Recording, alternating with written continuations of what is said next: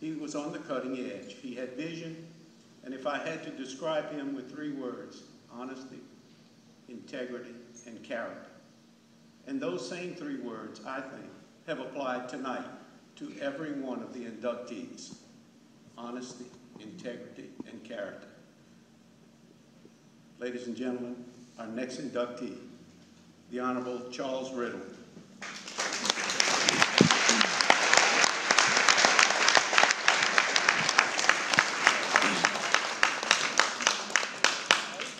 I also have to tell you, having served in the legislature with him, if I showed up tonight, he promised to burn the negatives.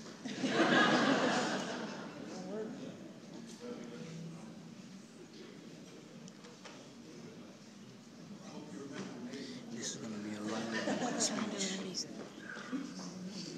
Thank you, Hunt. That's after falling on the sword, sticking with him when Governor Foster wanted to remove the speaker against Charlie DeWitt, my neighbor. Got removed from all my committees and everything, but I was with you, right? I know a little bit about retribution here and there.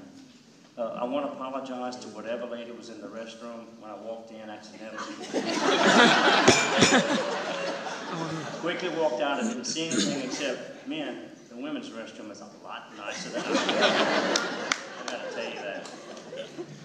I was very embarrassed when that happened, and one of my sons called me today, and I won't mention his name, not because I can't remember it. He wanted to know what time I was being induced tonight. The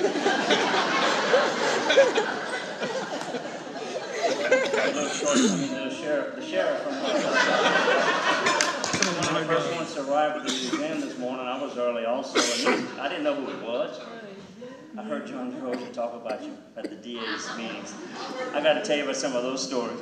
But he was showing his picture of his grandchild all over the place. I said, oh, when he came up tonight, I said, oh, that's the same one, showing his grandchildren. I wish my 8 grandchildren could be here tonight. I got to tell you, though, it is a blessing to have my family here. And listen, I heard everybody say it, and I get emotional about it, but when I was first notified that I was going to receive this humbling award, my first thought was, if you expect me to retire, forget it. Hall of Fame, isn't that for retirees? I'm not retiring yet. Okay? I'm way too young. You know? I'm trying to figure out who's the youngest in the group, but I don't look the youngest, I can tell you that. But I started thinking, how am I going to tell my family this? So, you know, I let my family know and said, what is that, Dad? I said, I don't know, let's look it up on the internet.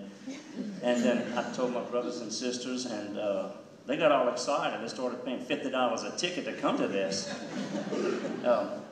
And they showed up. They showed up. My 4 sisters, husbands, my cousin, her husband, my sons, their wives, and fiancés. And just to prove Hunt wrong, that's Addison, John, and Michael. I remember their names. You ought to see me when all 8 grandkids are around. I want to thank all of you for showing up, family. I mean that, okay? We love you. What? We love you. Oh, thank you. They love me.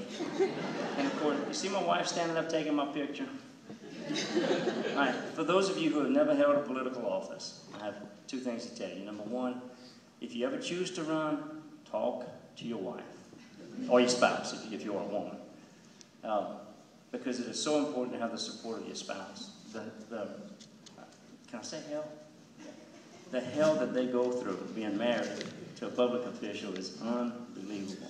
I can take it, but it's a lot harder for her. And when she hears criticism about me, it's just so important to make sure that your wife or your spouse is behind you. And 34 years, and she's still behind me, 2/3 of it as an elected official, okay? And we're still going. Hang in there, baby.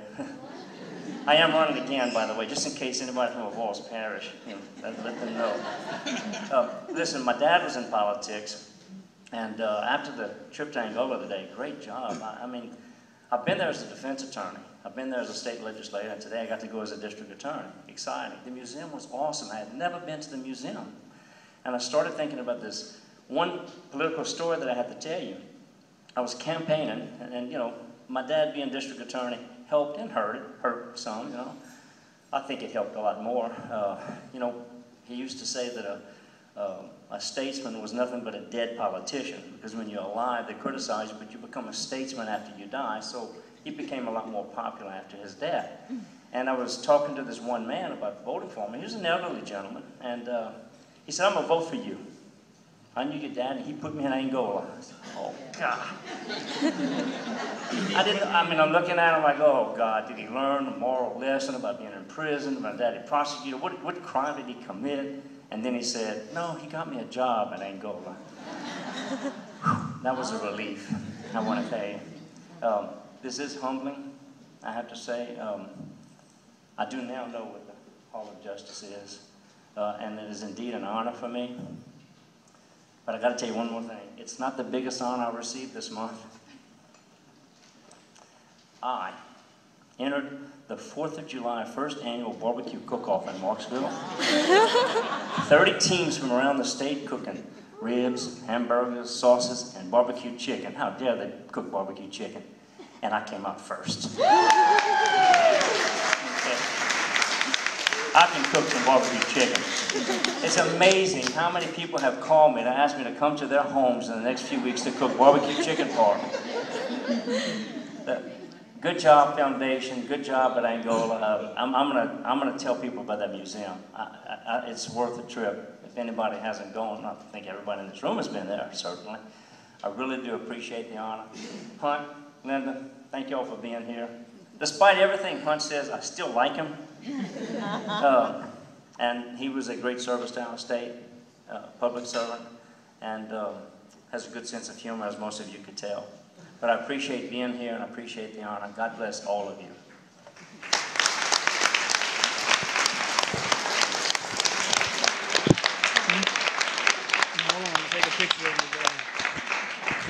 When I called Charlie, I had his cell phone number. It told me about the award in January, and our connection was really poor. I said, "Charlie."